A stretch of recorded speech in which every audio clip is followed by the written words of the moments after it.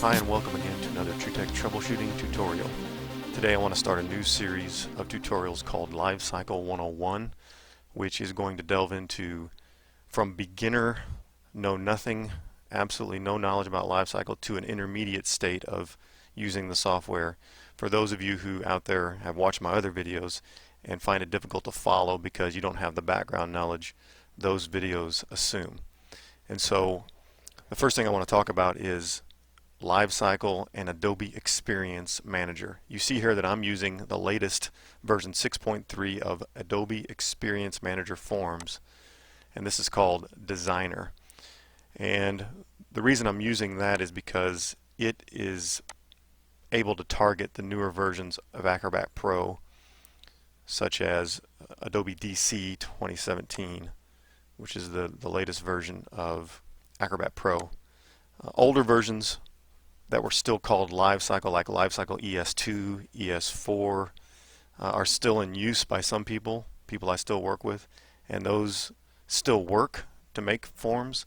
But about 2016, Adobe supplemented the name LiveCycle with this name AEM, or Adobe Experience Manager, AEM for short. And I think moving forward, it seems as if Adobe is going to brand things that way. And so the first thing you need to know about LiveCycle is it's been renamed. It's now called AEM Forms, or AEM Forms Designer. And the future is up in air. I don't know exactly what Adobe's going to do with LiveCycle as a name or as a brand. They may supplement it completely with AEM. So as of right now, there's both pieces of software out there. You can buy both and use both, but I'm using the latest one. Hopefully everything I'm showing you will be backward compatible. There's probably a few features that I'll show you in this series that won't be. So that's the difference, and of course questions can be asked on that. So now, setting up the GUI. If you are a complete novice and have no knowledge at all about LiveCycle, you need to first set up your GUI, set up your environment to utilize some of the better features, the more common features that I'm going to talk about in all the tutorials that I do. And so what I like to do is I like to have all my toolbars up here on. Maybe you're not going to be using table toolbar or style toolbar, and you can just right click and take those away like that and give yourself more room. A lot of times when you first install LiveCycle, this bottom bar is on that has all these logs and warnings. I've never found any help out of that, so I always hide that. Each one of these little tabs is called, in LiveCycle lingo, a palette. And so under the window you have all these palettes you can turn on and turn off. And I choose to have some of them on, and I choose to have some of them not on. And it's just based on what I use most often. So in other words, the style catalogs here, the paragraph palette and the font palette are here on the top right. If we wanted to, we could take those and drag them somewhere else. And now it's over here. We can put it back. It really doesn't matter. I've just gotten used to doing it a certain way, and I'm used to seeing it in a certain order. So it helps me to go faster if I keep it that way. You of course can do it however you want, but if you want to match mine, here's how I do it. I have the object library at the top left, and that's all of the different kinds of objects we can use in a form, both field objects that receive input from the user, and then just background objects like rectangles and lines and things that circles, content areas, things that show up on the screen that aren't interactable with the end user. I like to put the hierarchy here, and I like to give it a lot of space, because once we start building a form, this hierarchy is going to get very long, and even if we reduce it like this, there's still a lot of content in there in a bigger form. And then I like to have my object tab, which is probably the most useful tab, the most often used tab, over here on the right, as well as layout, border, and data view. Not going to be using that in this series at all. In 101 we're not going to talk about data binding at all, and so that can probably be turned off for now. And then at the top you have these tabs here: Design View, Master Pages, XML Source, Preview PDF, and then Preview HTML. For the most part, these first four are what we're going to be using. Preview HTML does not apply to anything I'm doing because that requires LiveCycle Server, which is a product I don't own and I don't use. I'm just doing Designer. I'm just making dynamic forms.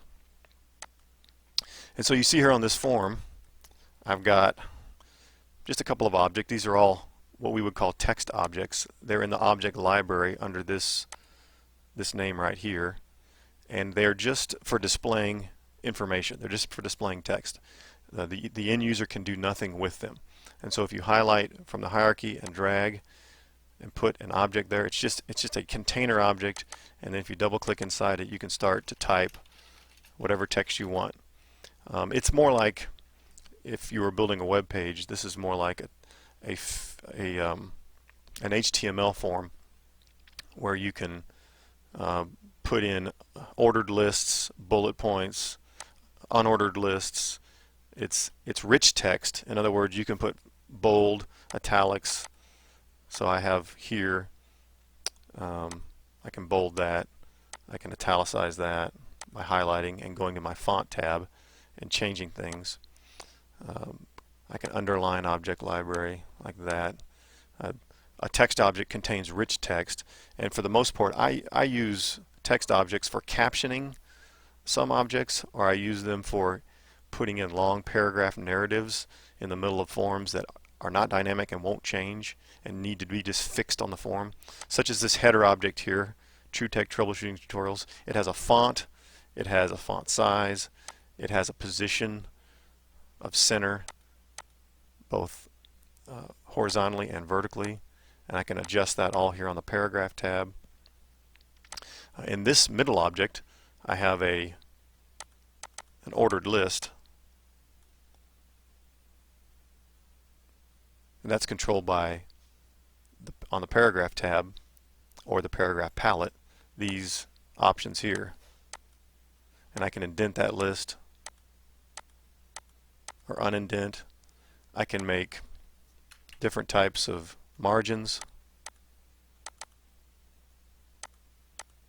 So now I have a tenth of an inch margin there. I can make a right margin if I want. I can use hanging indents, first line indents. I can space above, below, so like make this, make it bigger.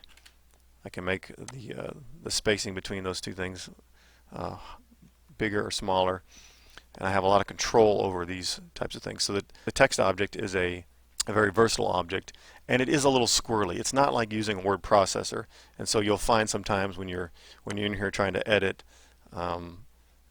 things don't always work out like you want in these settings, and so you kind of have to play with it sometimes. And then at the bottom here, I have another text object where I just have my URL, and that is not a hyperlink or anything like that. It's just text. It has a font size. So objects from the object library can be customized. So let's say we want to customize an object. We want to bring it out here, and we want to call this our Hello World object. We want to give it a position of center vertically and horizontally. We want to change the font to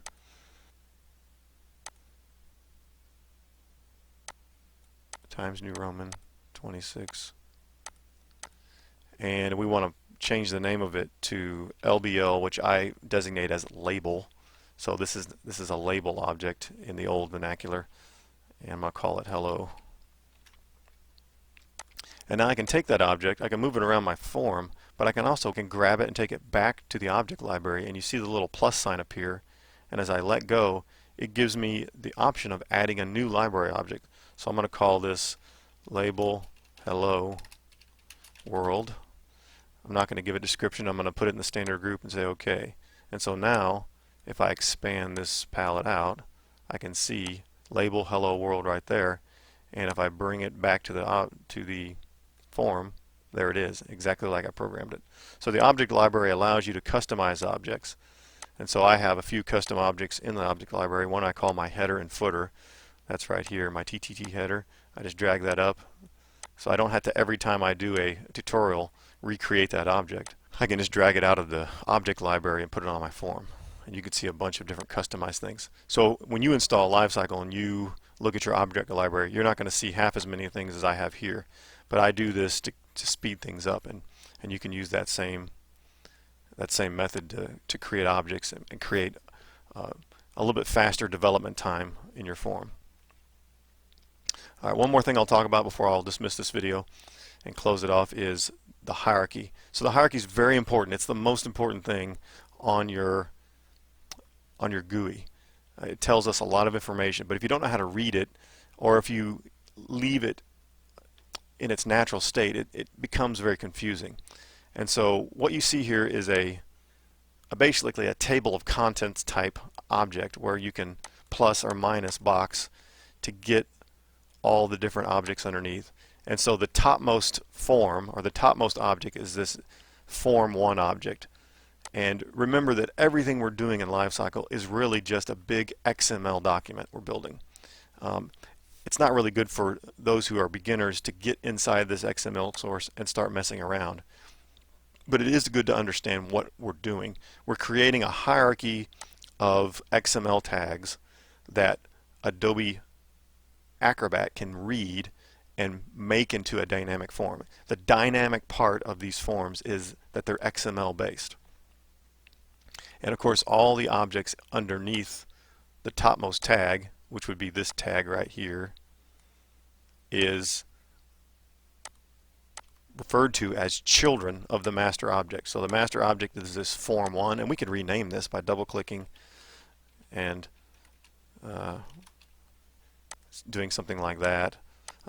Remember, in XML and in LiveCycle, everything is case sensitive. So object names that have uppercase or lowercase are different, considered different than other object names that are spelled exactly the same. We can rename all these objects. In fact, I recommend you do rename these objects. I don't want my design view form here to be called Untitled Subform, because then if I want to do scripting later on, I can't refer to it as anything. That Untitled Subform in JavaScript is very difficult to reference. And so I want to always give names to my objects. I'm going to call this label part 1. And then also, one thing that I always do as I'm building my form is I maintain my hierarchy top to bottom. In other words, no matter where this is in the hierarchy, it doesn't change where it's at on the GUI here, on the design view. But if this was a flowed object, if this main form was not positioned but it was flowed, then that would matter. And if I changed the order of this in the hierarchy, then the order of my document would change. And so many people, probably the most common complaint and or question I get about LiveCycle is when somebody is starting to learn how to make a form flowed instead of positioned, they oftentimes get confused by this, where in the hierarchy the object, all the objects get jumbled when they change the document from position to flowed, and they don't understand why. Of course, that's not the purpose of this video to explain that. I'll get to that later. But as a best practice, maintain your hierarchy top to bottom, left to right. It makes good programming sense. And so the first object I have is that one, the second object's there, the third object there. And right now I'm using a positioned form, so it doesn't matter particularly to the hierarchy where these are. But if I was going to make a flowed form, it would matter. So I might as well keep up on my best practice. So for now, we're going to close off this tutorial, and hopefully you're going to continue on learning. This is LiveCycle 101. This was part 1, where we learned how to deal with the hierarchy, setting up the GUI, what the difference between LiveCycle and AEM Designer is. We talked about palettes and tabs and the object library. In part 2, we're going to cover what dynamic PDFs are, talk about XML source a little more, and form properties. So we'll see you in the next video. Thanks.